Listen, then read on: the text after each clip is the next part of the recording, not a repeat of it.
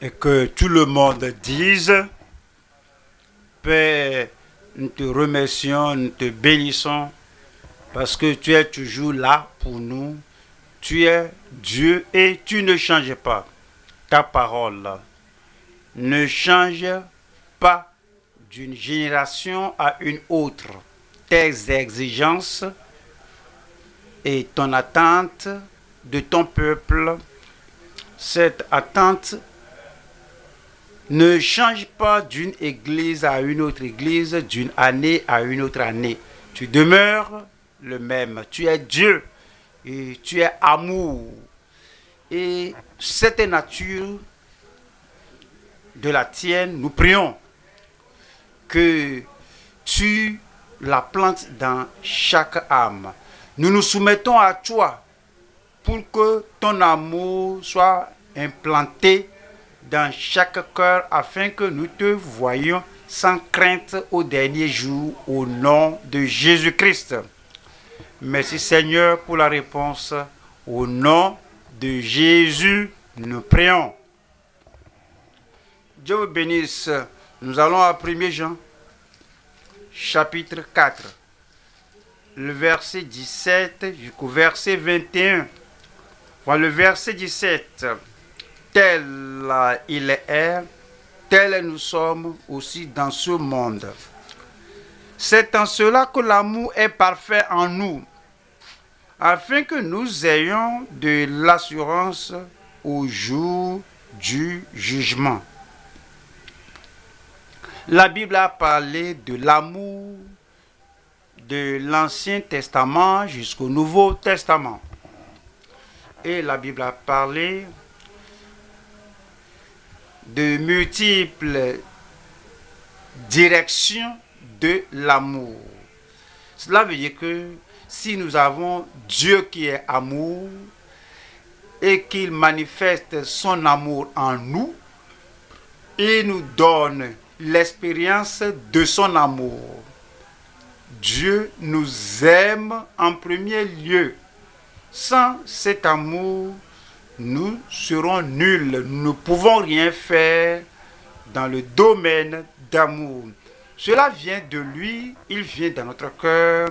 L'amour, là, nous pardonne. Son amour nous libère. Son amour nous transforme. Son amour fait de nous membres de sa famille. Nous devons avoir cette expérience de l'amour avant d'avoir l'expérience, l'expression de l'amour. L'homme est égocentrique, tout homme.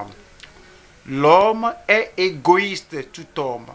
Mais il faut cet amour de Dieu d'abord que nous devons expérimenter, qui nous fera exprimer le même amour de Dieu.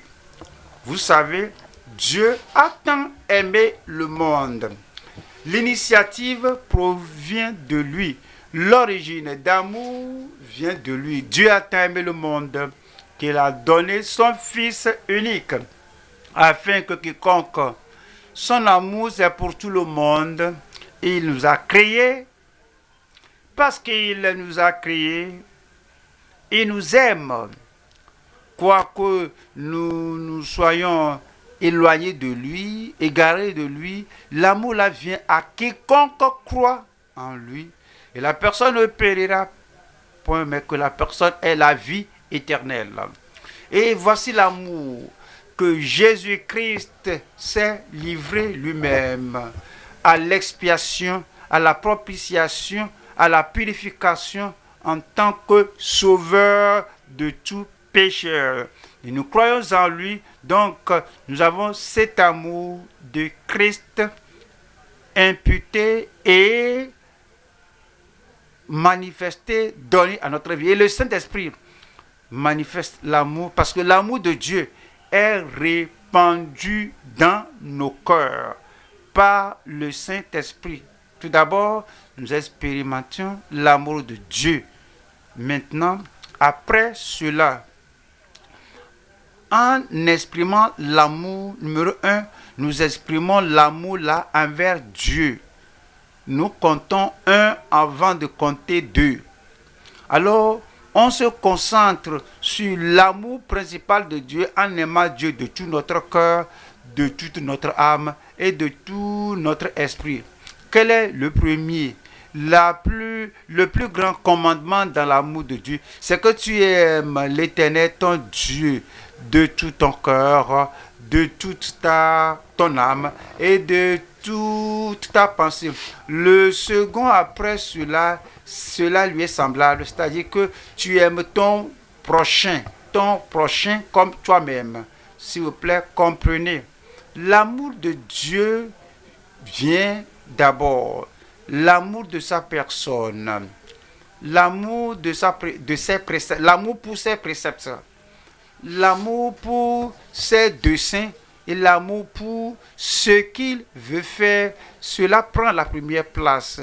Les pharisiens avaient de terribles fautes. Alors,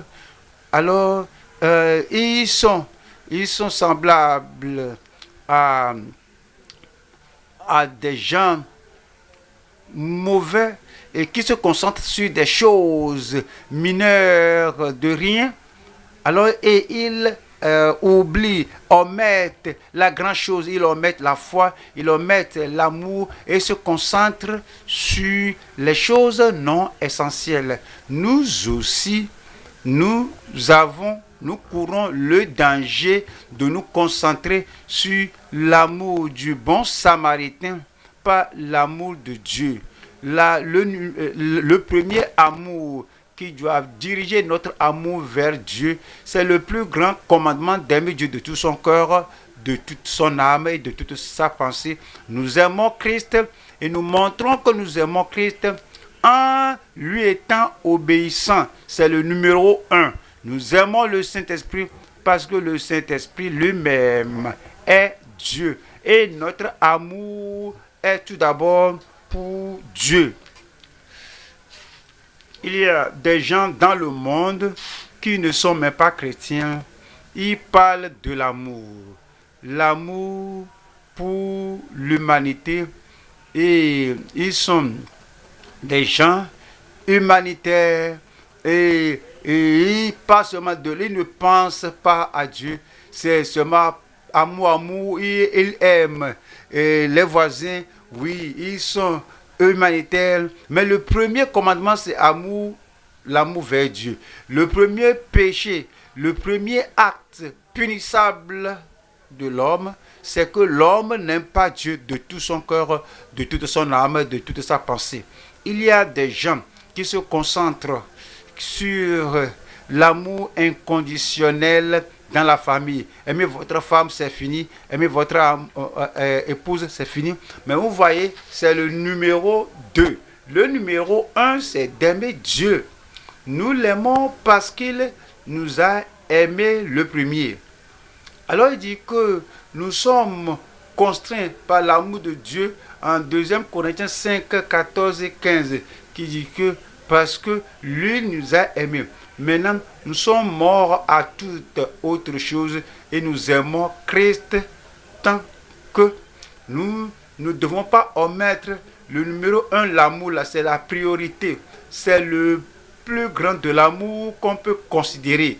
Tout autre amour, j'aime mon voisin, j'aime les frères, j'aime ma femme, j'aime mon mari, j'aime les non privilégiés. Oui, on doit le faire, oui, c'est ça. Mais en premier lieu, on doit expérimenter l'amour de Dieu et on exprime l'amour là envers Dieu. Si cela fait défaut, quel que soit d'autres amours qu'on a, parce qu'on a omis la plus grande partie de l'amour, toute autre chose ne sera pas importante.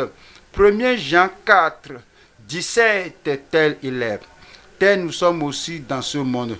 C'est dans cela que l'amour est parfait en nous, afin que nous ayons de l'assurance au jour du jugement. Oui, j'ai remarqué que comme on a parcouru tous ces versets, on ne fait aucune référence même au jour du jugement. La raison pour laquelle nous manifestons l'amour de Christ, l'amour de Dieu dans notre cœur, c'est que au jour du jugement, parce que le jour viendra, nous n'allons rien porter devant le Seigneur, le juge de tout l'univers. Tout ce que nous allons porter là-bas, c'est que nous venons avec assurance, avec confiance que nous aimons Dieu. Il nous aime, nous acceptons l'amour là, nous recevons l'amour là et nous jouissons de l'amour là et en retour, nous l'aimons. Et par cause de cela, alors cet amour pour Dieu, alors nous obéissons au premier commandement, l'amour de tout notre corps, de tout notre esprit, de toute notre pensée. Alors nous avons l'assurance et la confiance au jour du jugement parce que tel il est, tel Christ est. Alors il aime le Père avec le cœur pur et il aime le cœur, pas ma volonté, mais que ta volonté soit faite. C'est son amour pour le Père. Et il dit, mon Père qui m'a envoyé est toujours avec moi et je fais toujours tout ce qui le plaît. C'est pourquoi il a l'assurance devant le Père. Il a dit, Père, je sais que tu m'exauces toujours, je t'obéis à tout moment, je fais toujours ce qui te plaît. Alors il a l'assurance devant le Père. Maintenant, il est monté au ciel. Il est assis à la droite de majesté de Dieu dans les cieux. Alors, s'il a confiance en Dieu, tel il est, parce qu'il était obéissant au Père, nous aussi devons être obéissants au Père. Il honore le Père, nous honorons le Père. Il aime le Père, nous aimons le Père.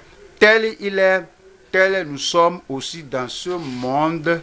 Le verset 18 dit, la crainte n'est pas dans l'amour. Ce que cela veut dire, c'est que parce que nous avons accepté l'amour de Dieu, parce que nous avons expérimenté l'amour de Dieu et nous vivons dans l'amour de Dieu, nous n'avons pas peur, du moins, nous n'avons pas peur du jour du jugement. Rappelez-vous, au jour du jugement, nous avons l'assurance du jour du jugement parce qu'il n'y a pas, c'est dit que la crainte n'est pas dans l'amour, mais l'amour parfait bannit la crainte.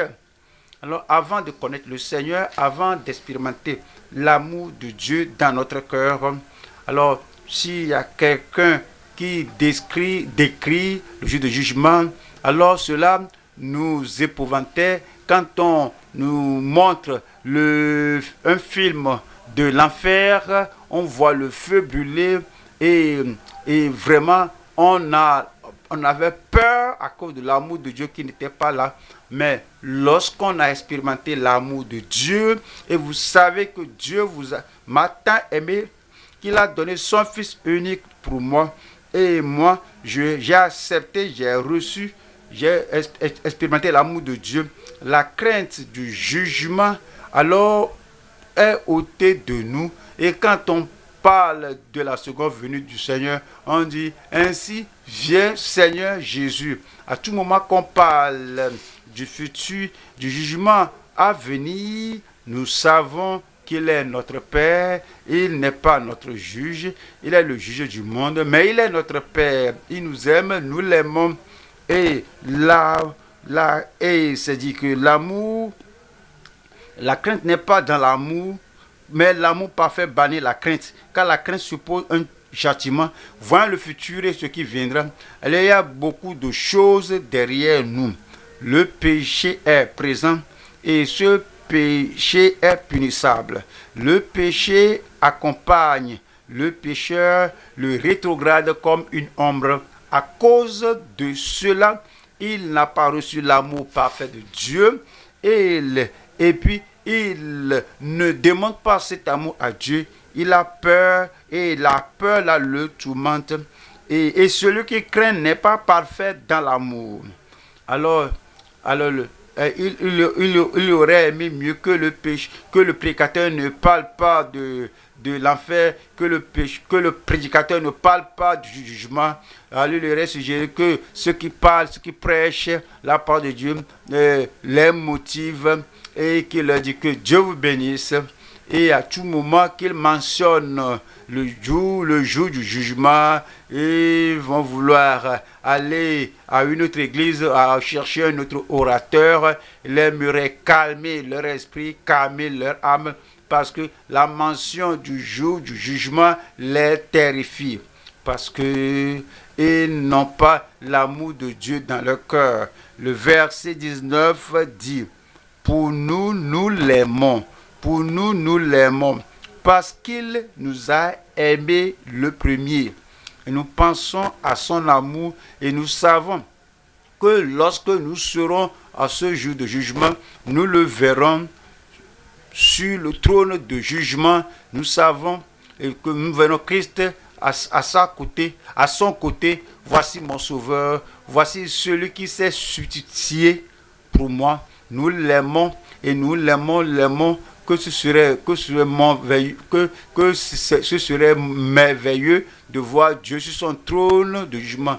Roc antique, sois pour moi, que je me réfugie en toi. Nous l'aimons parce qu'il nous a aimés le premier. Nous devons comprendre, aujourd'hui nous allons parler de vivre dans son amour parfait en vue du jour du jugement. Ceci est divisé en 3 parties. Première partie, l'amour du Sauveur par la foi pour notre justification. Deuxième partie, c'est l'amour supposé sans la fidélité du justifié. Certaines personnes supposent avoir l'amour. Est-ce que je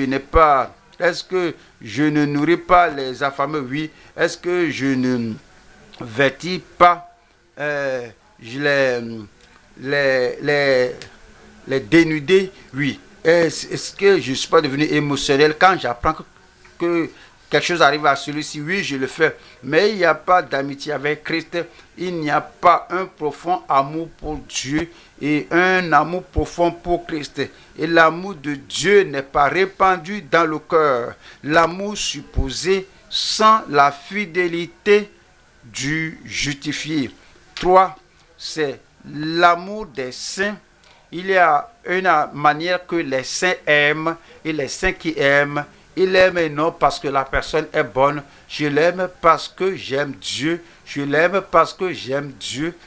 Et parce que j'aime Dieu, je le vois, je le vois comme créature de Dieu. Je ne l'aime pas à cause de sa nature. Je ne l'aime pas à cause de qui elle est, qui il est.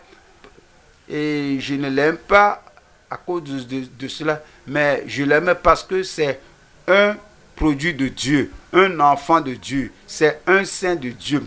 Même s'il est pécheur, c'est une créature de Dieu. Cette personne-là, Christ est mort pour lui ou pour elle. À cause du fait que Christ est mort pour elle ou pour lui, il peut mettre sa tête en bas et lever les pieds en l'air. Alors il se comporte avec folie, il se comporte mal et dans le péché. Je ne vois pas cela, je la vois comme pécheur ou un pécheur pour lequel Jésus est mort. Jésus a dit, je l'aime, alors je veux le sauver. Tu m'envoies vers lui.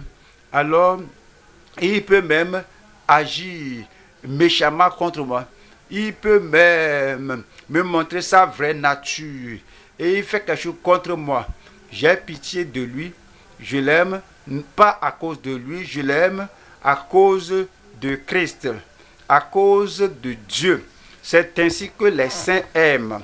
Les saints, les véritables enfants de Dieu, ne considèrent pas combien les gens là sont, ce qu'ils font. L'apôtre Paul a dit que je vais continuer de vous aimer, quoique plus je vous aime, de moins que vous m'aimez. Alors c'est pas parce que à cause de vous que vous êtes si bon, vous êtes si des personnes à aimer. Même si vous n'êtes pas aimé, je vous aime en tant qu'enfant de Dieu, en tant que ministre de Dieu, je vais continuer de vous aimer. Les saints, l'amour des saints en plénitude pour Jésus. C'est pour Jésus. C'est à cause de Jésus que nous aimons. Allons au premier point. L'amour du Sauveur par la foi pour notre justification. Nous allons à 1 Jean, chapitre 4. 1 Jean 4, le verset 17 qui dit ici, « Tel il est, tel nous sommes aussi dans ce monde. » C'est en cela que l'amour est parfait en nous, afin que nous ayons de l'assurance au jour du jugement. Le verset 18 dit, « La crainte n'est pas dans l'amour, mais l'amour parfait bannit la crainte. Car la crainte suppose un châtiment, et celui qui craint n'est pas parfait dans l'amour. » 19. Pour nous, nous l'aimons parce qu'il nous a aimés le premier. Alors, ceci est divisé en 3 parties. Première partie, expérimenter son amour qui bannit toute crainte qui tourmente. 2. Exprimer l'amour qui calme la peur terrifiante. 2. 3. Purifier les convoitises. Purifier les convoitises qui causent la flamme qui tourmente. Nous allons voir Romains 5. Romains 5, verset 8. Mais Dieu prouve son amour envers nous en ce que lorsque nous étions encore des pécheurs, Christ est mort pour nous.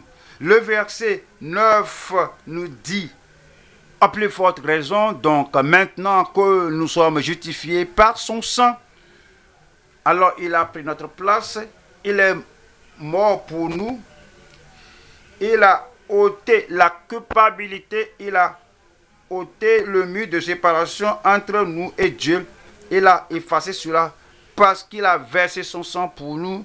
Alors nous serons sauvés par lui de la colère. Nous serons sauvés par lui de la colère à travers lui. C'est pourquoi il n'y a pas de crainte pour le jugement, la colère de Dieu, l'indignation de Dieu, le jugement de Dieu est ôté. Le verset 10 qui dit, car il est mort. Non, verset 10. Romains 5, 10. Car si, lorsque nous étions ennemis, nous avons été réconciliés avec Dieu par la mort de son Fils. Il nous a tant aimés et il a donné son Fils à la mort pour nous. À plus forte raison, étant réconciliés, serons-nous sauvés par sa vie. Parce qu'il a mené sa vie en pensant à nous. Il est allé à la croix en pensant à nous. Il a payé un si grand prix dans l'agonie, dans l'angoisse, dans la tristesse à cause de nous. Et s'il a fait cela, et si moi, je n'ai plus la crainte du jugement parce qu'il a fait cela pour moi, son amour parfait pour moi, son amour total, son amour absolu m'a libéré, m'a franchi du jugement à venir. C'est ce qui nous donne l'assurance en vue du jugement à venir. Le verset 11. Et non seulement cela, mais encore nous nous glorifions en Dieu. Il vit au-dedans de nous la joie. La joie. Il est la joie dans mon cœur parce que le Dieu d'amour demeure dans mon cœur. Et en Dieu par notre Seigneur Jésus-Christ, par qui maintenant nous avons obtenu la réconciliation. Il a expié nos péchés, parce qu'il a expié nos péchés, il a expié mes péchés, il a ôté tous les péchés par son amour, l'amour mourant, par son amour, l'amour sacrificiel, par son amour, l'amour entier, totalement, qui a effacé la colère de Dieu. Et maintenant, j'ai la joie. Maintenant, j'ai l'assurance en vue du jugement, en vue du jugement à venir. 1er Thessaloniciens, chapitre 1, verset 10. Et pour attendre des cieux son Fils qu'il a ressuscité des morts, Jésus qui nous délivre de la colère à venir. C'est pourquoi nous ne craignons pas. Par son amour, il nous a délivrés de la colère à venir. Mais cet amour-là, quoi que ce soit disponible pour tous, nous devons croire cet amour. On va à 1 Jean 4, le verset 9. 1 Jean, chapitre 4, le verset 9. L'amour de Dieu a été manifesté envers nous pécheurs, en ce que Dieu a envoyé son Fils unique dans le monde afin que nous vivions par lui. Le verset 10 dit, et cet amour consiste non point en ce que nous avons aimé Dieu, non, on ne l'a pas aimé, mais en ce qui nous a aimés et a envoyé son Fils comme victime expiatoire pour nos péchés. Ça, c'est l'amour qu'il a manifesté. Le verset 16 nous dit, et nous avons connu l'amour que Dieu a pour nous. Alors, quelqu'un nous en avait parlé. Oui, vous savez qu'il vous aime. Je suis pécheur, mais vous a aimé. Oui, j'ai fait de mauvaises choses. Oui, il vous a créé. Oui, vous êtes égaré, vous ne pouvez pas vous aider. Oui, le gagneur d'âme, le prédicateur nous a fait savoir que, oui, quoi que nous soyons des pécheurs, Dieu nous aime. Il n'aime pas nos péchés, nos défauts, nos méfaits, mais il nous aime. Maintenant, nous avons cru, nous avons connu l'amour que Dieu a pour nous. Dieu est amour. Et celui qui demeure dans l'amour demeure en Dieu et Dieu en lui. C'est pourquoi il dit, le verset 19 dit, pour nous, nous l'aimons parce qu'il nous a aimés le premier. Et cet amour ôte le jugement, cet amour efface la colère à venir. Parce que cela ôte le jugement et la colère à venir, maintenant, cet amour parfait qu'il nous a fait expérimenter, alors ôte la crainte pour le jugement dernier. Deuxième partie ici, c'est exprimer l'amour qui calme la crainte terrifiante. Maintenant, nous l'exprimons. Nous l'avons maintenant. Alors, vous l'avez expérimenté. Maintenant, vous l'exprimez. Vous exprimez l'amour là. 1 Jean, chapitre 4, verset 17, qui, tel il est, tel nous sommes aussi dans ce monde. C'est en cela que l'amour est parfait en nous, afin que nous ayons de l'assurance au jour du jugement. Tel il est Christ, parce que Christ n'a pas de péché, Christ n'a pas de rapport d'avoir désobéi au Père, d'avoir mis de côté la parole de son Père. Nous avons de mauvais rapports. Et ce mauvais rapport était contre nous. Mais Christ est venu et il a effacé les ordonnances qui étaient contre nous. Et parce qu'il a effacé tout cela, alors il a effacé toutes les ordonnances contre nous. Alors on regarde notre rapport maintenant. Le sang de Jésus-Christ nous purifie de tout péché. Il n'y a plus de rapport contre nous. C'est comme nous n'avons jamais péché. Il nous justifie. Il met nos péchés dans la mer, dans l'océan d'oubli de Dieu, comme il n'y a pas de rapport de péché contre Jésus. Maintenant, il n'y a pas de rapport de péché contre nous parce qu'il nous purifie. Il efface nos péchés par le sang de l'agneau. Donc, tel il est, Christ, tel nous sommes aussi dans ce monde. Nous allons au verset 18. 18 dit, la crainte n'est pas dans l'amour. Vous savez, il y a des gens qui ne comprennent pas que tous leurs péchés sont effacés par le sang de l'agneau. Ils vont prier. Et donc, quand ils vont prier, ils vont confesser les péchés de la semaine passée. Peut-être j'ai fait des choses que je n'avais pas su faire. Et j'ai piétiné intentionnellement une fourmi. Peut-être j'ai dit certaines choses que je ne savais pas. À cause de cette conscience, alors ils sont plus conscients du péché que l'amour de Dieu. Et ils ne sont pas conscients du péché effacé. Ils ne sont pas conscients de la justification. Ils ont peur, peut-être Dieu ne va pas les exaucer. Peut-être ils ont peur, peut-être Dieu va se fâcher contre eux.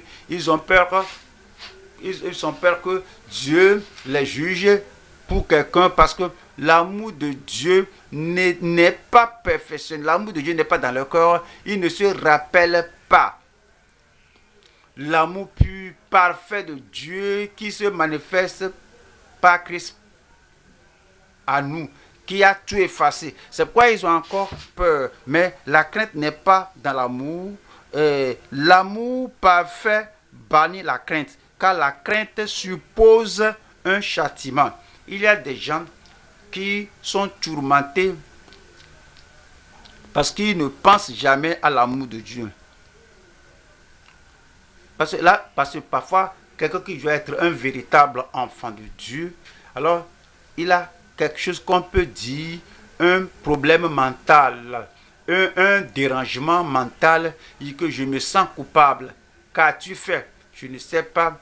Qu'est-ce que tu fais? Que tu sais que c'est mauvais? Je ne sais pas. Alors, oui, par quel moyen as-tu blessé Dieu après que tu professes être né de nouveau, que je ne sais pas, mais il y a quelque chose qui m'accompagne. Il dit cela parce qu'il ne pense pas à l'amour de Dieu. Il pense à Dieu, que Dieu se fâche contre eux, Dieu me suit et Dieu fait des choses contre moi. Ils disent que peut-être à cause de ce que j'avais fait à l'époque là, avant mon salut, alors que Dieu me poursuit maintenant et Dieu fait ceci et cela contre moi. Ils ne comprennent pas l'amour parfait de Dieu et ils sont toujours tourmentés. Et il s'est dit que et celui qui craint n'est pas parfait dans l'amour. Celui qui craint jusqu'au point d'être torturé, avoir presque une dépression mentale à cause du passé, que les choses les pourchassaient, ils ne savent pas que Christ a porté et ôté toutes ces choses. Certainement, il a porté nos souffrances, il a porté nos douleurs, et le châtiment qui donne la paix est tombé sur lui. Nous étions tous comme des brebis errantes, mais Dieu a déposé sur lui, a mis sur lui l'iniquité de nous tous. Alors ils ne comprennent pas que Christ, dans son amour, a tout porté. À cause de cela, ils continuent de craindre. Mais nous exprimons l'amour qu'il a envers nous. Et cela calme chaque crainte terrifiante. Alors nous exprimons notre amour à lui. Comment exprimons-nous notre amour à lui? Nous avons à Jean 15.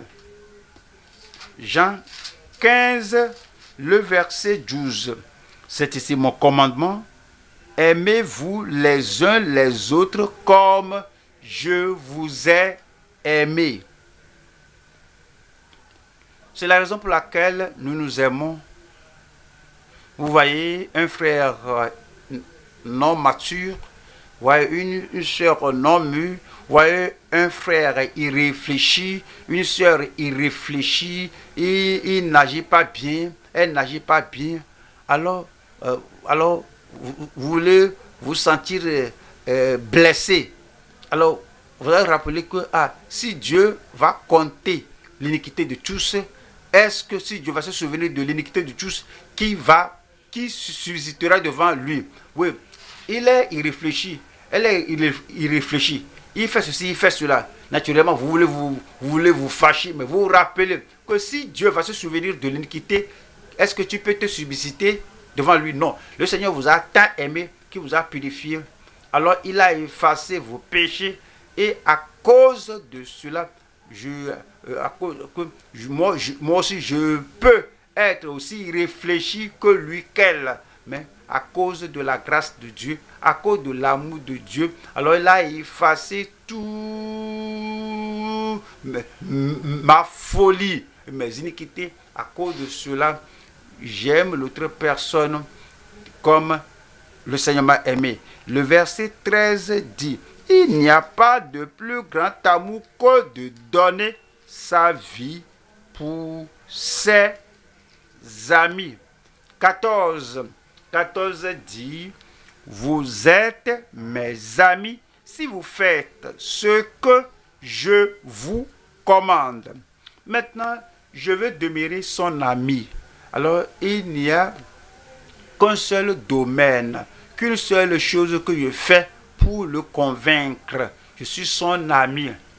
Et il fait de moi son ami. Il est inimitié entre moi et lui. Alors, il a brisé le mur de séparation et je veux lui payer ça. Je suis très content d'être son ami. Je lui montre que je suis son ami en faisant ce qu'il a commandé. Le verset 15 dit: je ne vous appelle plus serviteur, parce que le serviteur ne sait pas ce que fait son maître.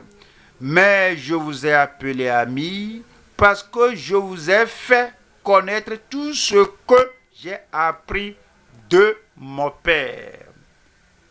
Maintenant, j'ai accès aux choses profondes du Seigneur, parce qu'il est mon ami, je suis son ami. Alors cela seul m'offre beaucoup. Cela me donne, le cœur de l'aimer. Alors il ne me cache pas de secret. Le secret qu'il a de son Père céleste, il me le révèle. Il m'envoie le Saint-Esprit de me révéler, de se révéler à moi, de révéler le Père, de révéler la pensée de Dieu à moi. Alors je l'aime parce que nous sommes amis. Jean 13.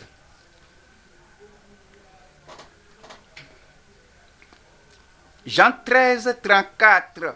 Je vous donne un commandement nouveau. Pourquoi? Parce que je fais de vous de nouvelles créatures. Vous n'êtes plus l'ancienne personne hypocrite, rusée. Vous êtes maintenant une nouvelle créature. Je vous donne un commandement nouveau.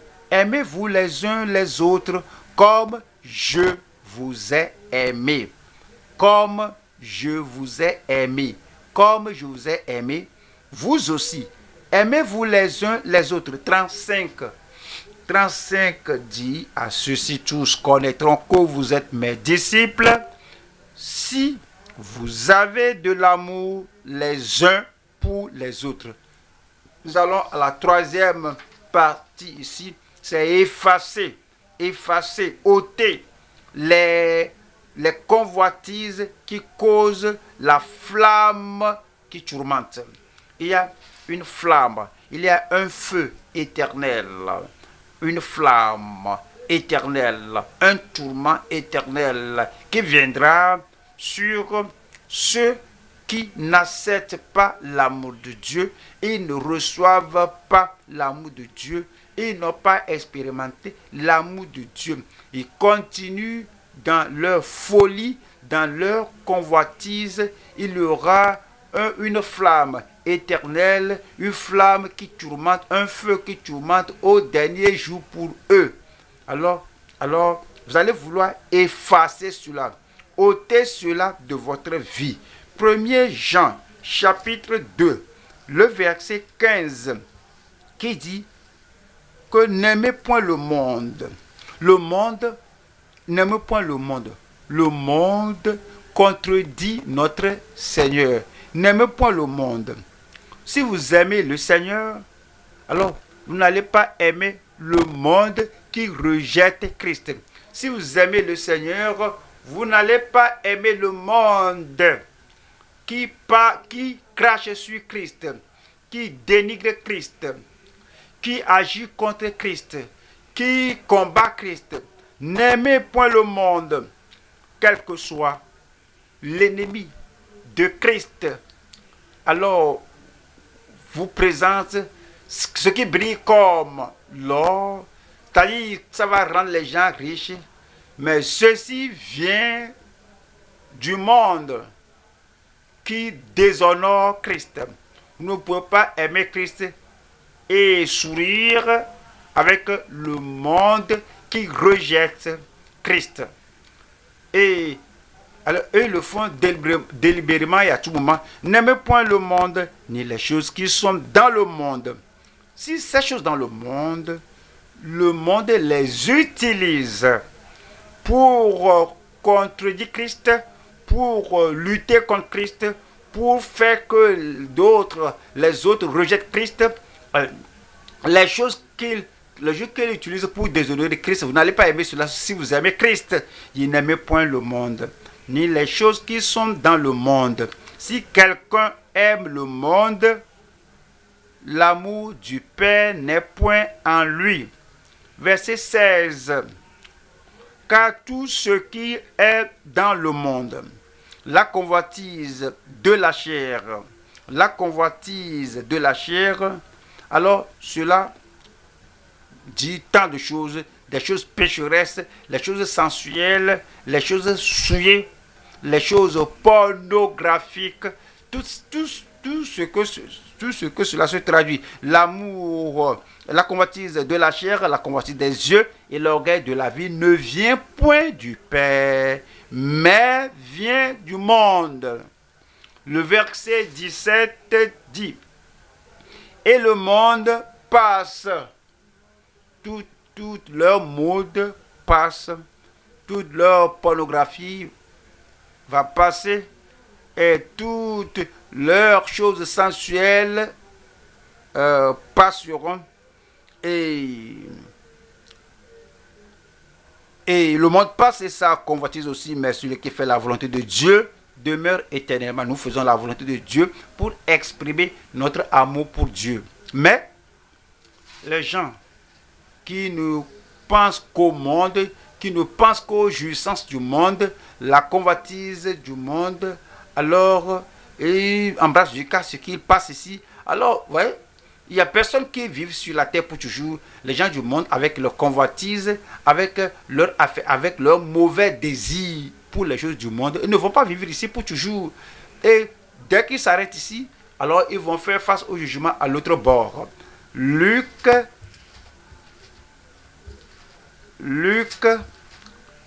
16, 23, dans le séjour des morts.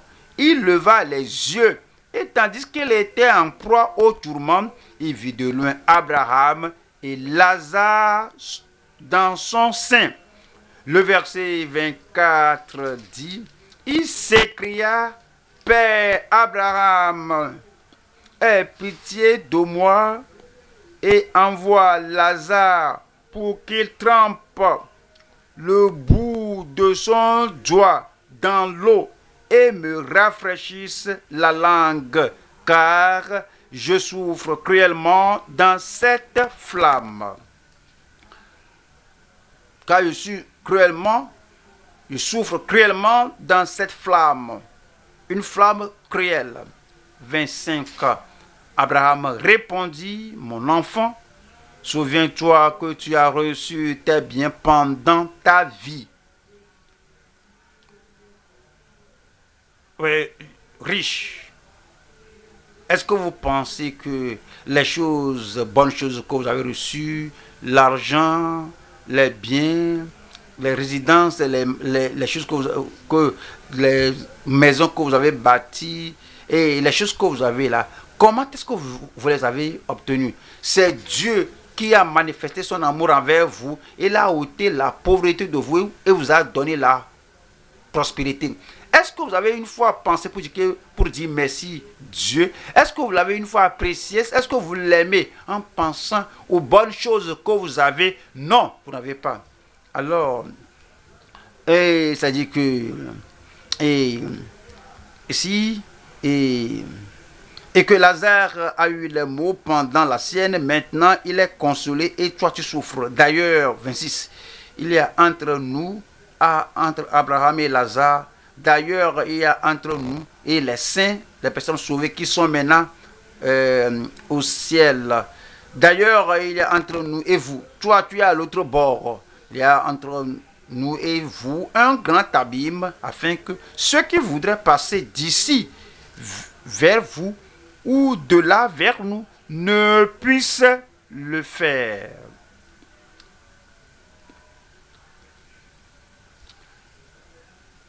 Vous voyez, le riche là, finalement était allé à l'autre bord.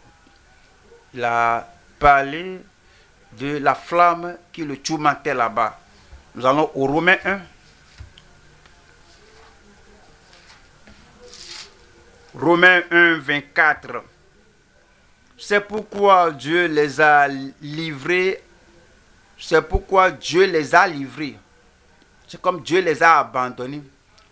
Dieu n'abandonne aucune de ses créatures jusqu'à ce que ces créatures abandonnent le Seigneur, délaissent le Seigneur, que ne m'aime pas, je peux m'aider. Christ est mort pour toi. Je ne lui ai pas dit de mourir pour moi. Je vais bien tel que je suis. Je n'ai pas besoin de quelqu'un de mourir pour moi. Donc il abandonne son amour, rejette sa compassion. Il rejette son droit sur leur vie. Il agit eux-mêmes et disent que la religion, il faut oublier cela. Je rejette cela. Le salut, il rejette cela. À cause de cela, c'est dit ici. C'est pourquoi Dieu les a livrés à l'impureté. C'est ce qu'ils aiment, selon les convoitises de leur cœur, en sorte qu'ils déshonorent eux-mêmes leur propre corps. Le verset 25. Eux qui ont changé la vérité de Dieu en mensonge. Ils changent la vérité de Dieu, la vérité de son amour en mensonge, et qui ont adoré et servi la créature au lieu du Créateur, qui est béni éternellement. Amen. Verset 26, c'est pourquoi Dieu les a livrés. Dieu ne nous livre pas sans raison. Quelqu'un fait ceci, là, il agit de façon mauvaise. Et l'Esprit de Dieu dit, mais fils, pourquoi tu fais cela? Il ne veut pas écouter. Le Seigneur l'a appelé. Il ne veut pas lui répondre. Et le Seigneur a envoyé le tonnerre du jugement venir pour le faire secouer et craindre le futur. Il est toujours endurci. Alors, il a endurci son cœur. Il a endurci sa conscience. Maintenant, le Seigneur vient maintenant, pas comme un tonnerre, mais comme celui qui le murmure. Celui qui lui murmure quelque chose que je l'ai appelé, n'a pas répondu. Je l'ai supplié, n'a pas répondu. Il est satisfait de sa propre voix. Et finalement, il dit, à cause de cela, c'est pourquoi Dieu les a livrés à des passions infâmes. Car leurs femmes ont changé l'usage naturel en celui qui est contre nature. Elle a perdu la tendresse de la féminité. Elle a perdu l'humilité de la féminité. Elle a perdu la douceur d'une femme. Et maintenant, elle se comporte comme une personnalité agressive influencée par Satan. 27 dit, et de même, les hommes abandonnant l'usage naturel de la femme se sont enflammés dans leurs désirs, les uns pour les autres. Ils ont même promulgué une loi que l'homme et l'homme, un homme avec un autre homme, peuvent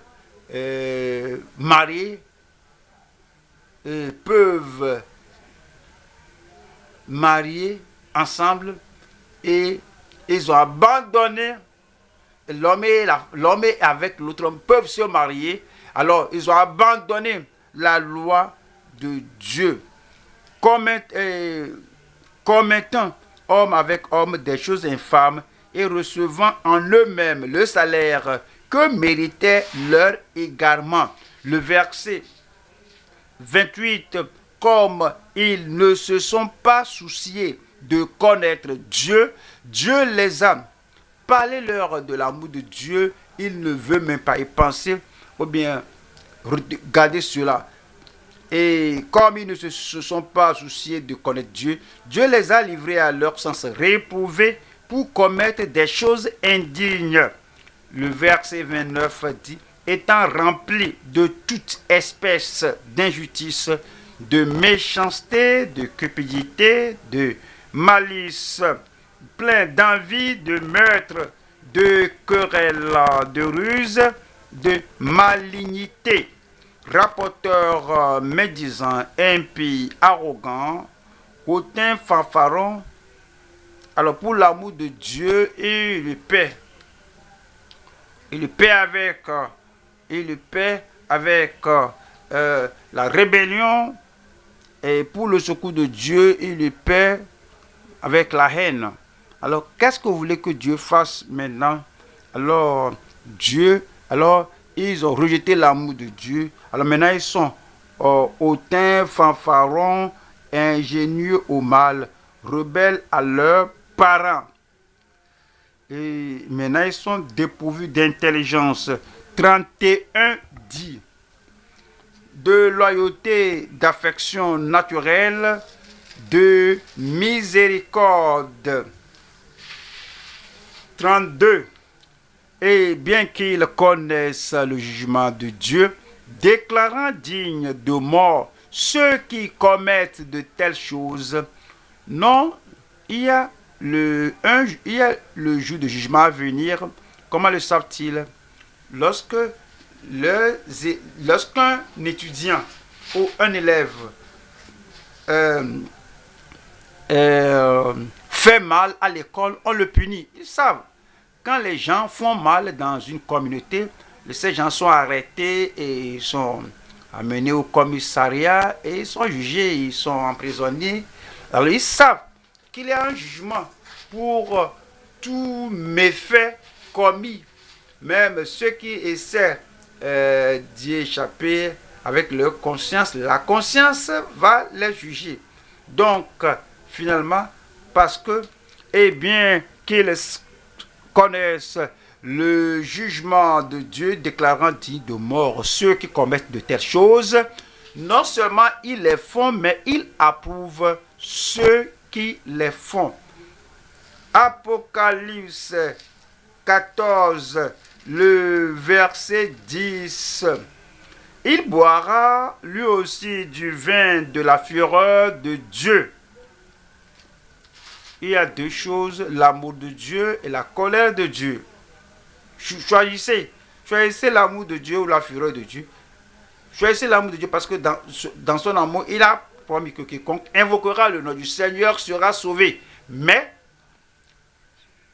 si vous rejetez l'amour de Dieu, alors vous choisissez la fureur de Dieu.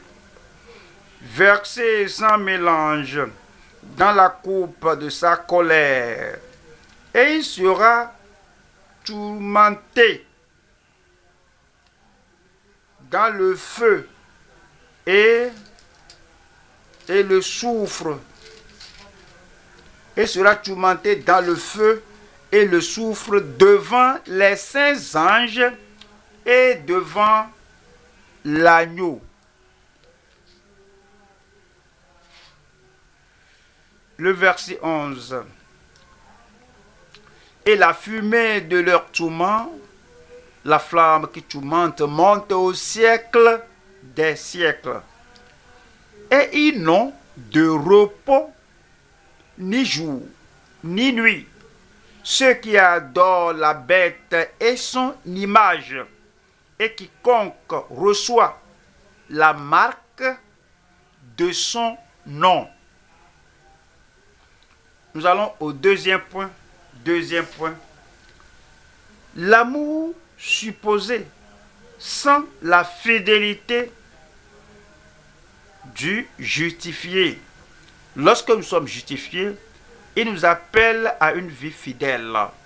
À une vie fidèle qu'il aime. Nous aimons le Sauveur à cause de son sacrifice. Nous aimons son service parce qu'il nous a servi entièrement. Nous aimons le sanctificateur parce qu'il a fait, il a mis sa main dans notre esprit pour nous purifier et ôter la nature adamique. Mais les gens qui ont un soi-disant amour, l'amour supposé sans la fidélité du justifié. 1 Jean 4, le verset 20. Pour 1 Jean 20. Si quelqu'un dit, ils disent, ils ne donnent pas l'évidence de leur témoignage. Si quelqu'un dit, j'aime Dieu, et qu'il haïsse son frère, c'est un menteur. C'est un menteur. Il réfléchit, il ne pense pas que si j'aime le Père, je dois aimer ses enfants. Il ne pense pas que si j'aime Dieu, je vais aimer ces nouvelles créatures et ces créatures naturelles. Il ne pense pas comme ça. Si quelqu'un dit j'aime Dieu et qu'il haïsse son frère, c'est un menteur.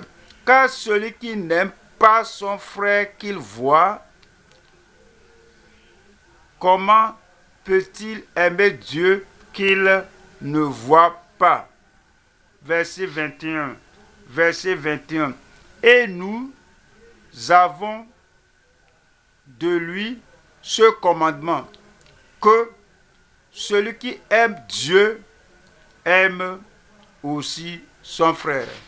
Nous allons voir encore ici 3 sections. Première partie, l'amour. Le simple amour sans la réalité. 2. L'amour superficiel sans responsabilité. Alors, c'est seulement l'amour charnel, l'amour superficiel qui n'a pas une réponse appropriée. 3. C'est l'amour insensible sans restriction. Premier, le soi-disant amour sans la réalité. Le soi-disant amour sans la réalité. 1 Jean 4, verset 20. Si quelqu'un dit, c'est un soi-disant amour. Si quelqu'un dit, j'aime Dieu et qu'il haïsse son frère, et qu'il haïsse son mari, qu'il haïsse sa femme, et qu'il haïsse ses frères croyants, qu'il haïsse son voisin, c'est un menteur. Car celui qui n'aime pas son frère qu'il voit, comment peut-il aimer Dieu qu'il ne voit pas? Le verset 21. Et nous avons de lui ce commandement, que celui qui aime Dieu aime aussi son frère.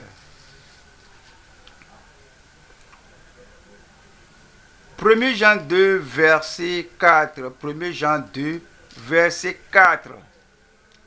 Celui qui dit, mais qui ne fait pas, il n'y a pas la réalité de ce qu'il dit. Celui qui dit que je le connais et qui ne garde pas ses commandements est un menteur. Et la vérité n'est pas en lui. Le verset 5 qui dit que verset 5 qui dit que, mais celui qui garde sa parole, l'amour de Dieu est véritablement parfait en lui. Par là, nous savons que nous sommes en lui. 6. Celui qui dit qu'il demeure en lui, alors soutenez cela avec votre action de vie. Celui qui dit qu'il demeure en lui doit marcher aussi comme il a marché lui-même. 1 Jean, chapitre 3, verset 16. 1 Jean 3, le verset 16. Nous avons connu l'amour de Dieu, l'amour en ce qu'il a donné sa vie pour nous. Nous aussi, nous devons donner notre vie pour les frères. Les frères que nous connaissons, nous donnons notre vie, notre amour, nos biens, tout ce que nous avons qui va les aider à garder leur vie. Nous donnons cela. 17 dit, si quelqu'un possède les biens du monde et que voyant son frère dans le besoin, il lui ferme ses entrailles, comment l'amour de Dieu demeure-t-il en lui? Le verset 18. Petits enfants, n'aimons pas en parole et avec la langue. Seulement parler, mais en action et avec vérité. Voyons la deuxième partie ici. C'est l'amour superficiel sans responsabilité. Ézéchiel 33. Ézéchiel 33. Ils ne vont pas mettre leur cou au joug. Ils ne vont pas porter aucune responsabilité. Ils parlent, mais avec leur langue, ils aiment. Mais en vérité, il n'y a pas d'amour. Ézéchiel 33, verset 31. Et ils se rendent en foule auprès de toi. Et mon peuple s'assied devant toi.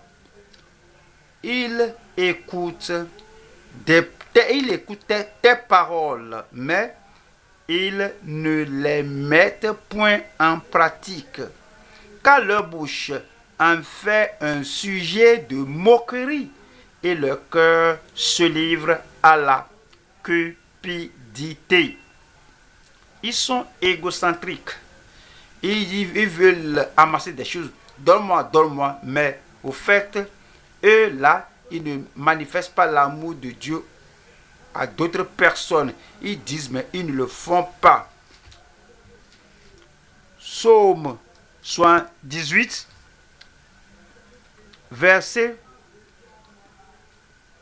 36. Mais il le trompait de la bouche et il lui mentait de la langue. Je t'aime, je t'aime, mais ce n'est qu'une flatterie envers Dieu. Vous ne devez pas faire cela. Et il dit tant de choses, et il ne faut que mentir. La consécration, c'est un mensonge. Engagement, c'est un mensonge. La profession d'amour, tout est mensonge.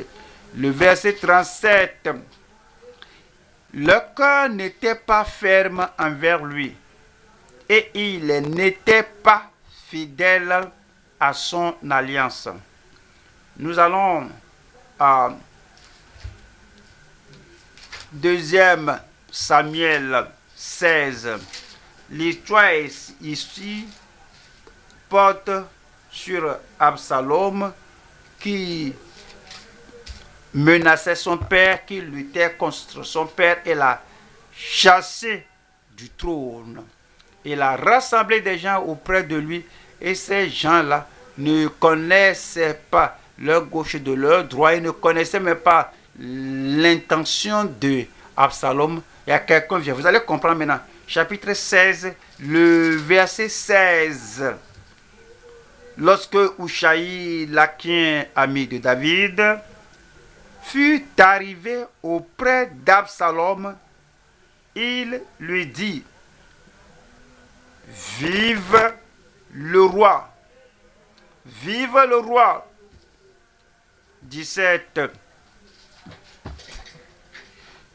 Et Absalom dit à Ushaï: Voilà donc l'attachement que tu as pour ton ami. Parce que Ushaï était ami de David et Absalom savait qu'il se rebellait contre David et il n'espérait pas qu'un ami de David vienne vers lui. Donc lorsque Ushaï est venu, que vive le roi, il dit que quoi? Ushaï, toi aussi, que voilà donc l'attachement que tu as pour ton ami. Pourquoi n'es-tu pas allé avec ton ami? C'est la question. Si vous dites que vous aimez David, si tu dis que tu aimes le berger d'Israël, pourquoi ne pas montrer ton amour et le suivre? Mais au fait, ceci, c'était un projet, une stratégie de David. Alors c'était David qui a envoyé Ushaï: ne me suis pas, va vers lui. Parce que il a Achitophel là-bas et Achitophel va lui donner un conseil pour me détruire. Va là-bas, joignez, alors va embrasser leur parti, mais tu n'es pas de leur parti. Mais Absalom ne savait pas qu'il y a des gens comme Ushaï qui vont le flatter, des gens comme Ushaï qui vont exprimer l'amour, mais ils ne pouvaient pas discerner entre l'amour superficiel et l'amour authentique. Donc, il a dit, le verset 18 dit, et Ushaï répondit à Absalom: c'est que je veux être à celui qu'on choisit, l'Éternel et tout ce peuple et tous les hommes d'Israël. Et c'est avec lui que je veux rester. Alors tout est superficiel, ce n'est pas vrai. Y a-t-il des gens comme ça? Dieu sait, Dieu connaît votre corps, il sait. Vous pourrez manifester l'amour à qui que ce soit, à un ambassadeur de Christ, à un apôtre de Christ. Vous dites que je suis, j'aime. Alors tout est superficiel. C'est ce que Absalom n'avait pas pu détecter. L'amour par un sourire plastique, par un sourire professionnel. Il y a des gens qui se sont formés et ils cachent la haine, ils cachent la traîtrise derrière le sourire. Et vous ne pourrez pas dire que ceci est superficiel. Absalom ne pouvait pas détecter cela. Et le verset 19 dit: d'ailleurs, qui servirait?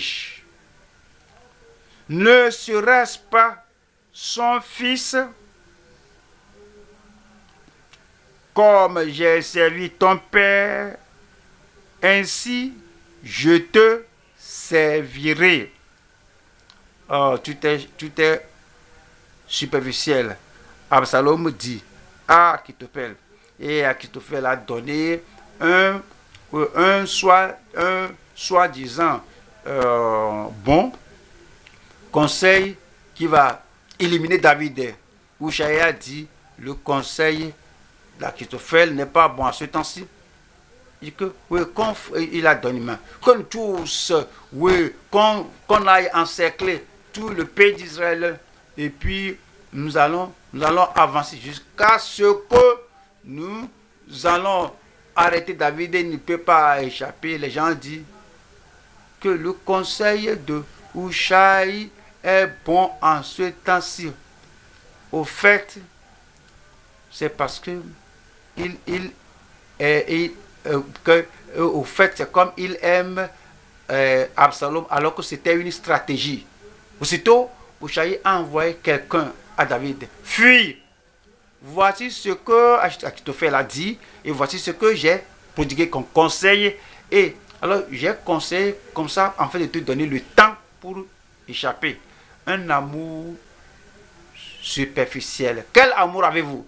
Est-ce que l'amour de votre cœur, et vous souriez, vous souriez, je donne ceci, je conseille, je fais ceci, je fais cela, il planifie ceci contre toi, et je suis venu réfuter cela. Es-tu authentique ou bien tu flattes l'amour superficiel sans responsabilité? Voyons la troisième partie ici. C'est l'amour insensible, sans restriction. L'amour insensible, sans restriction. L'amour qui ne considère pas la parole de Dieu. C'est insensible. Alors on va à Jérémie. Jérémie chapitre 2, le verset 25. Ne t'expose pas à avoir les pieds nus. Ne dessèche pas ton gosier. Mais tu dis, c'est en vain. Non, car j'aime les dieux étrangers. Je veux aller après eux. Ceux qui aiment les étrangers, les doctrines étrangères, les conseils étrangers, les prédications étrangères, les idées erronées étrangères, j'ai décidé, j'aime cela, c'est ce que je vais faire. Voilà le verset 26. 26 dit, comme un voleur est confus lorsqu'il est surpris, ainsi seront confus ceux de la maison d'Israël, eux, leur roi, leur chef, leur sacrificateur et leur prophète. Jérémie 5, 25. Jérémie 5, 25. C'est à cause de vos iniquités que ces dispensations n'ont pas lieu. Ce sont vos biens qui vous privent de ces biens. 31. Les prophètes prophétisent avec fausseté. Les sacrificateurs dominent sous leur conduite. Et mon peuple prend plaisir à cela. Que ferez-vous à la fin? Et les gens, ils savent que ceci est contre la sainteté, ceci n'est pas bon, ils savent que ceci n'est pas réel. Alors ils savent que ceci n'est pas, l'amour pur parfait de Dieu venant du cœur. Et mon peuple prend plaisir à cela. Ils savent que celui-ci est un séducteur. Ils savent que cette personne, les dolote dans leur péché, les encourage dans leur péché. Ils savent que s'ils continuent de cette manière et que Christ vienne les rencontrer dans cette situation, alors ils seront payés pour toujours. Mais mon peuple prend plaisir à cela. Pourquoi? Voyons Jean 3, le verset 19 dit: et ce jugement, c'est que la lumière étant venue dans le monde, les hommes ont préféré les ténèbres à la lumière parce que leurs œuvres étaient mauvaises. Ils aiment les ténèbres au lieu de la lumière parce que leurs œuvres étaient mauvaises. Le verset 20. Car quiconque fait le mal est la lumière et ne vient point à la lumière, de peur que ses œuvres ne soient dévoilées. Le verset 21, mais celui qui agit selon la vérité vient à la lumière, afin que ses œuvres soient manifestées, parce qu'elles sont faites en Dieu. Nous allons au troisième point. Nous allons voir l'amour des saints en plénitude pour Jésus. L'amour des saints. Ceux qui sont nés de nouveau, ceux qui sont enfants de Dieu et qui ont expérimenté l'amour parfait de Dieu, ils sont si reconnaissants à Dieu qui les a détournés, il les a changés de pécheurs aux saints qui sont. Alors il a écrit leur nom dans le livre de vie. Ils sont reconnaissants à Dieu que Christ est allé leur préparer une place et qu'il reviendra pour les recevoir. Alors ils sont si reconnaissants à Dieu. Alors ils n'ont rien ici dans ce monde.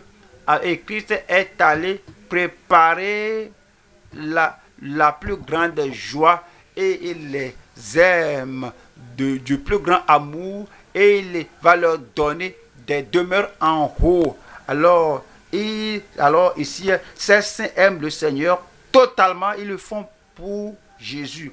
On va, 1 Jean chapitre 5 verset 1. Quiconque croit que Jésus est le Christ est né de Dieu et quiconque aime celui qui l'a engendré, aime aussi celui qui est né de lui. Le verset 2 dit, nous connaissons que nous aimons les enfants de Dieu. Lorsque nous aimons Dieu, c'est le premier commandement, c'est le plus grand commandement. Parce que nous aimons Dieu, nous aimons ses enfants.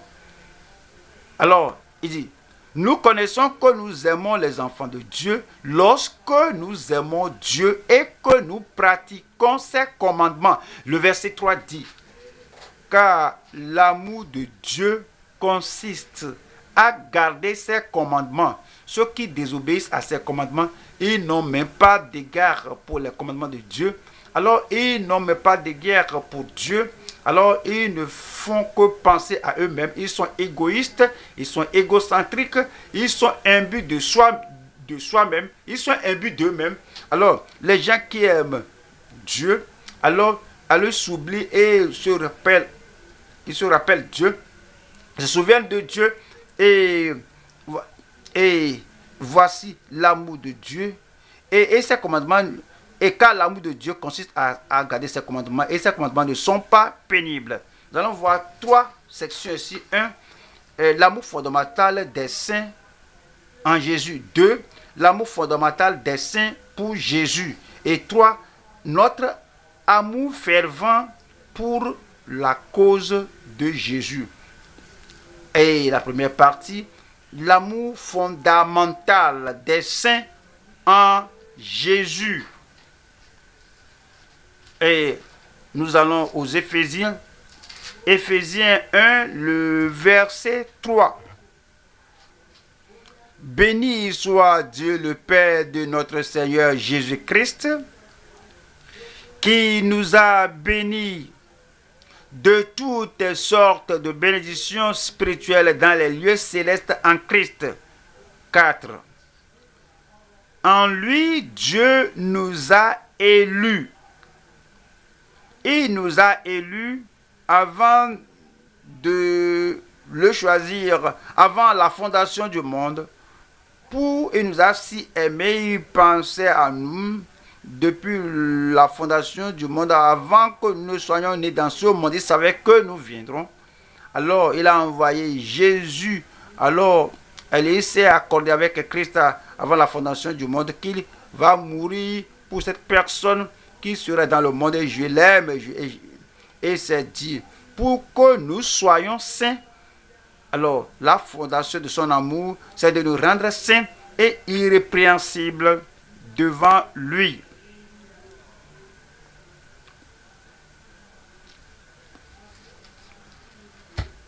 La fondation de cet amour-là, Psaume 11, verset 3. Quand les fondements sont renversés, le juste, que ferait-il? Je ne pense pas au fondement de l'amour de Dieu. Je dis que je suis chrétien, je suis chrétien, je suis chrétien. Et puis je suis prédicateur, je suis ouvrier, je suis dirigeant. Mais on ne pense pas à ce qui vous a amené dans le royaume, ce qui vous a amené ici. Alors, qu'est-ce qui a fait de vous enfant de Dieu? Le fondement, c'est l'amour parfait, pur de Dieu. Qu'est-ce qui a fait de vous un membre de sa famille? Le fondement, c'est l'amour pur, parfait, complet, inimaginable de Dieu. Alors, qu'est-ce qui vous a donné le privilège de le servir, d'être un ouvrier, un dirigeant? Alors, les gens ne connaissent pas le fondement de l'amour de Dieu. Quelque chose se passe, c'est que non, moi, je ne suis plus ouvrier, même j'ai tant de choses à faire. Alors, ils ne comprennent pas, ils ne connaissent pas la fondation de l'amour de Dieu qui les a amenés à servir. Mais nous avons l'amour fondamental des saints en Jésus. Et c'est dit que quand les fondements sont renversés en vous, vous ne pensez plus au fondement de l'amour de Dieu. Le juste, que ferait-il? Le verset 4. L'Éternel est dans son saint temple. L'Éternel a son trône dans les cieux.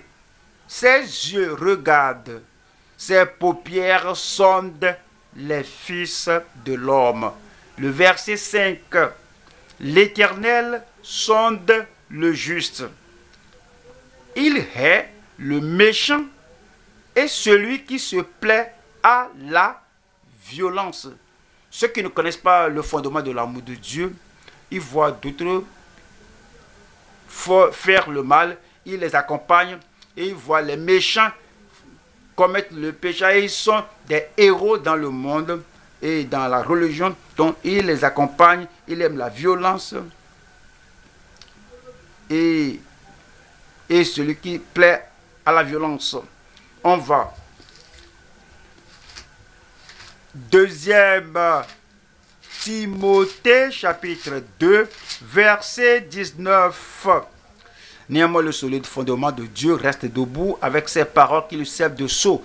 Le Seigneur connaît ceux qui lui appartiennent et quiconque prononce le nom du Seigneur, qu'il s'éloigne de l'iniquité. Verset 21. Si donc quelqu'un se conserve pur en s'abstenant de ces choses, il sera un vase d'honneur, sanctifié, utile à son maître, propre à toute bonne œuvre. Propre. Lorsque vous avez l'amour fondamental de Jésus dans votre corps, vous êtes propre à toute bonne œuvre. 22.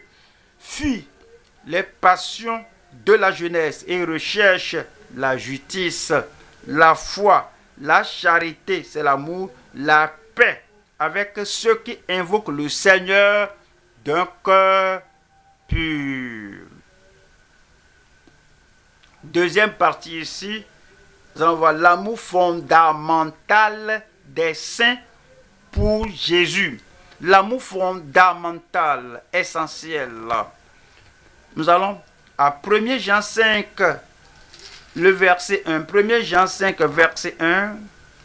Quiconque croit que Jésus est le Christ est né de Dieu.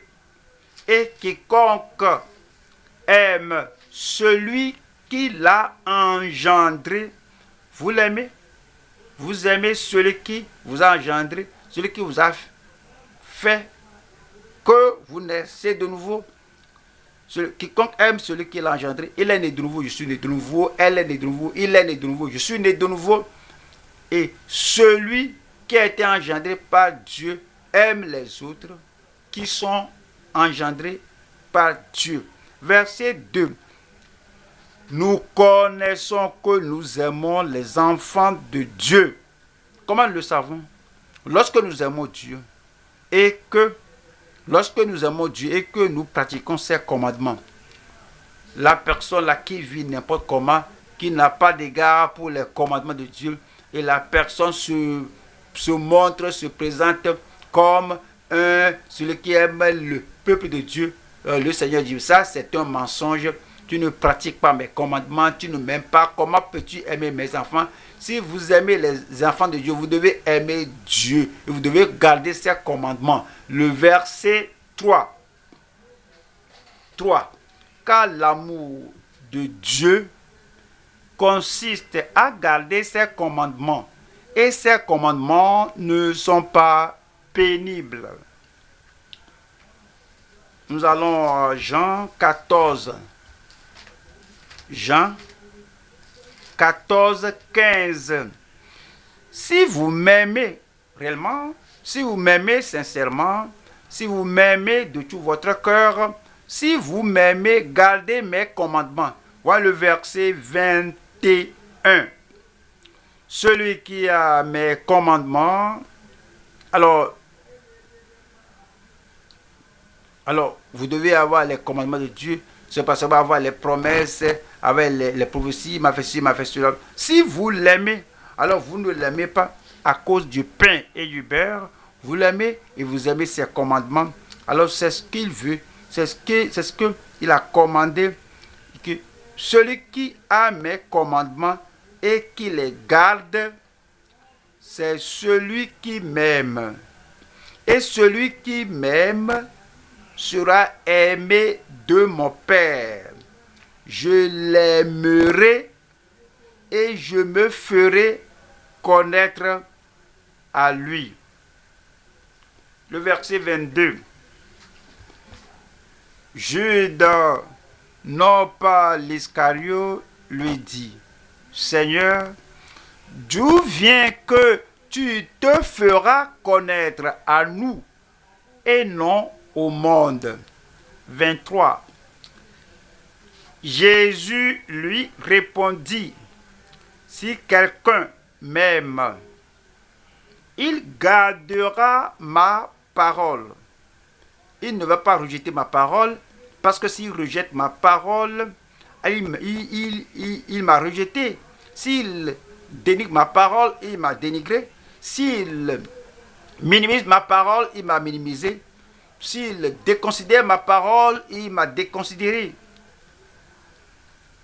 Et Jésus lui répondit, si quelqu'un m'aime, il gardera ma parole. Et mon Père l'aimera. Nous viendrons à lui et nous ferons notre demeure chez lui. Le verset 24. Celui qui ne m'aime pas ne gardera point mes paroles. On peut être religieux, mais si on ne garde pas mes paroles, mes doctrines, la personne ne m'aime pas. Celui qui ne m'aime pas ne garde point mes paroles. Et la parole que vous entendez n'est pas de moi, mais du Père qui m'a envoyé. En Jean 15, verset 10. Jean 15, verset 10.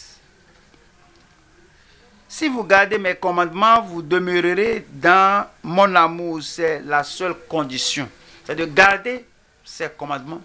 Vous expérimentez l'amour parfait de Dieu et cet amour vous a transformé, vous a changé et vous allez l'aimer, vous allez demeurer dans sa parole tout en gardant ses commandements.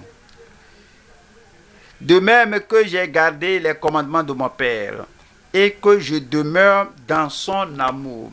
Le verset 11.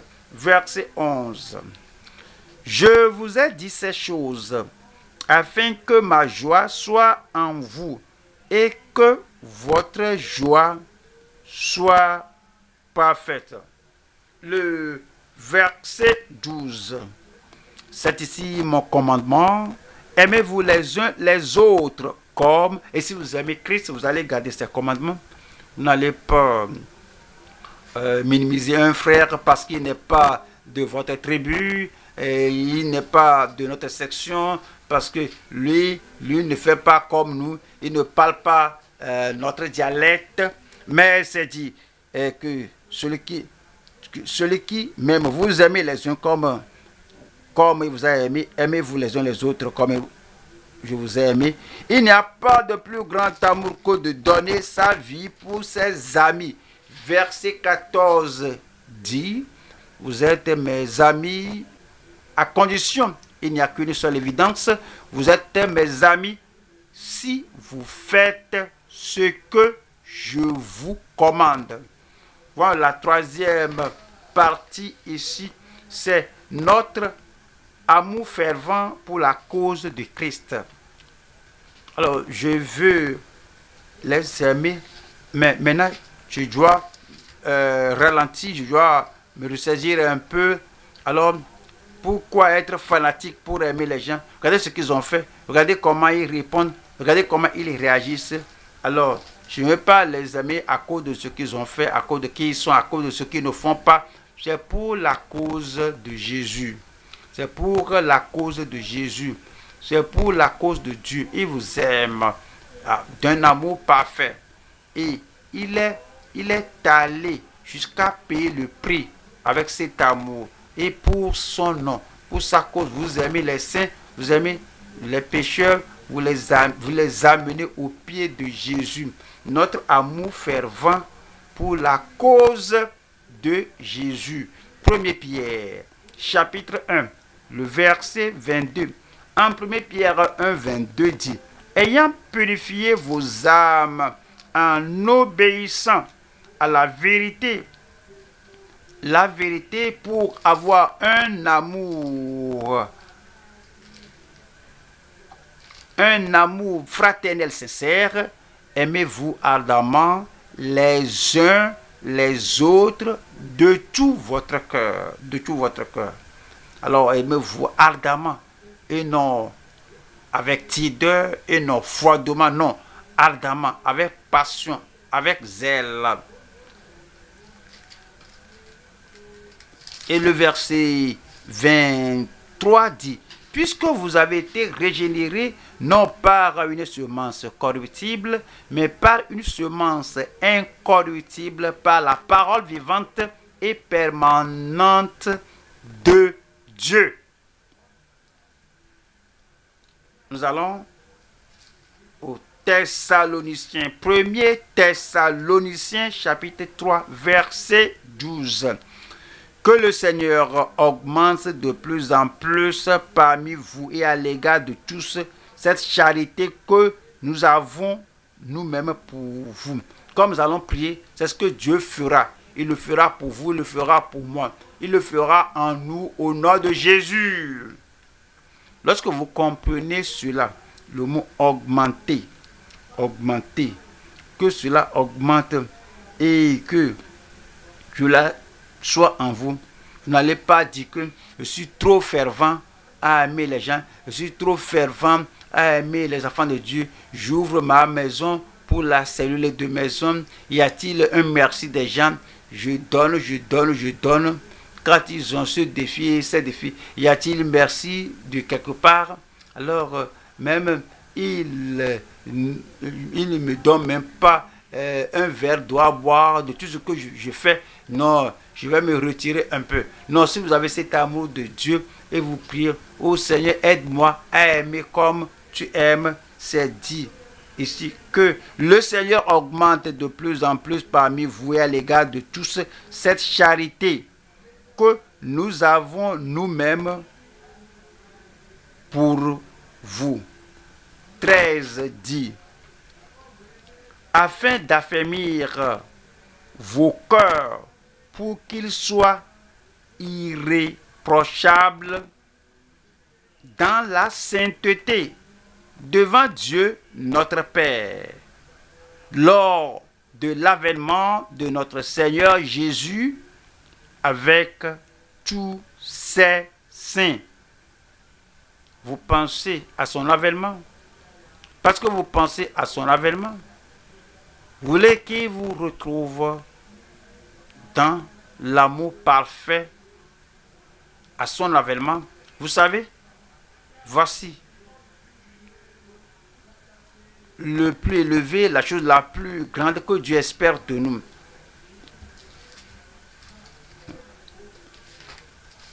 Nous allons voir ici, on va 1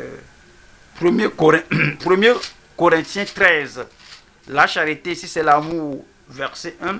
Quand je parlerai les langues des hommes et des anges, si je n'ai pas la charité, si je n'ai pas la charité, je suis un airain qui résonne ou une cymbale qui retentit. La charité, c'est l'amour ici.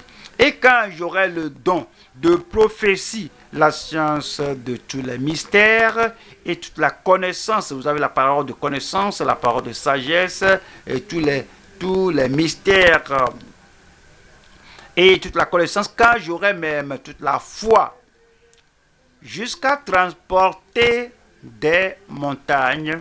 Si je n'ai pas la charité, si je n'ai pas l'amour, je ne suis rien. Voyons le verset 3.